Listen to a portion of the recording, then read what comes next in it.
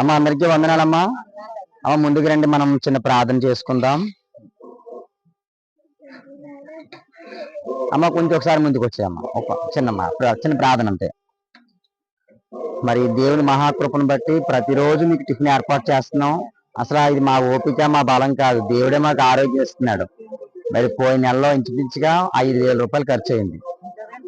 ఎందుకంటే దేవుడు చెప్పాడు చేయమని, దేవుడే చూసుకుంటాడు సమస్తాన్ని. కాబట్టి మేము దేవుడి మీద భారం వేసుకొని మరి పరిచర్య మేము చేస్తున్నాం. ఎవరిని అడగకుండా, ఎవరి మీద ఆధారపడకుండా దేవుడు చెప్పాడు కాబట్టి మేము మరి పరిచర్య చేస్తున్నాం.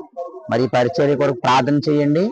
సక్రమంగా జరగాలి పరిచర్య, అందరికీ ఆశీర్వాదకరంగా ఉండాలి, అందరికీ దీవెనకరంగా ఉండాలి. మనం ఇది అందరూ తిని సంతోషంగా ఉండాలి ఏమ్మా. ఎందుకంటే దేవుడు మంచిగా మీకు ఆహారం పెడుతున్నాడు. ఒకరికి ఎక్కువ వచ్చిందని, ఒకరు తక్కువ వచ్చింది ఎవరు బాధపడకూడదు. అందరూ సంతోషంగా తిని మీరు ఆరోగ్యంగా ఉండాలి, మీరు ఆ ప్రభుని స్తుతించాలి. అది నేను కోరుకునేది. అమ్మ చిన్న ప్రార్థన చేసుకుందాం. ప్రేమగల తండ్రి, కృపగల దేవ, ఈ పరిశుద్ధమైన శ్రేష్టమైన నామానికి వందనాలు తండ్రి, స్తోత్రాలు. ఇదిగో ప్రభు నాయన, ఈ బిడ్డలను ప్రేమించి మీరు సిద్ధపరిచిన ఆహారాన్ని బట్టి నేను ప్రార్థన చేస్తున్నాను. ఆహారాన్ని దీవించండి, ఆశీర్వదించండి.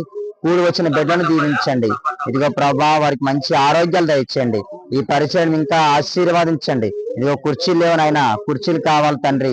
సమస్తమును సమకూర్చేవారు మీరే ప్రభువానికి స్తోత్రాలు తండ్రి. ఇదిగో నాయన, ఇంకా ఈ ప్రాంతంలో ఎవరైతే నాయన దీనులు ఉన్నారో, అదిగో నాయన తండ్రి ప్రభు అర్హత కలిగిన వారు ఉన్నారో వారందరినీ స్థలం నడిపించండి. మీరే సహాయం చేసి కృప చూపించమని మహిమా ఘనత ప్రభావాలు మీకే చెల్లిస్తూ నజరేయుడైన యేసుక్రీస్తు నామమున ఈ ప్రార్థన మనం అడిగి వేడుకుంటున్నాము తండ్రి. ఆమేన్, ఆమేన్. నెక్స్ట్ మంత్ నుంచి ఇంకా ఖర్చు పెరుగుతుంది. ఎందుకంటే మనం రెంట్కి తీసుకున్నాం కదా, మరి రెంట్ కూడా కట్టాలి.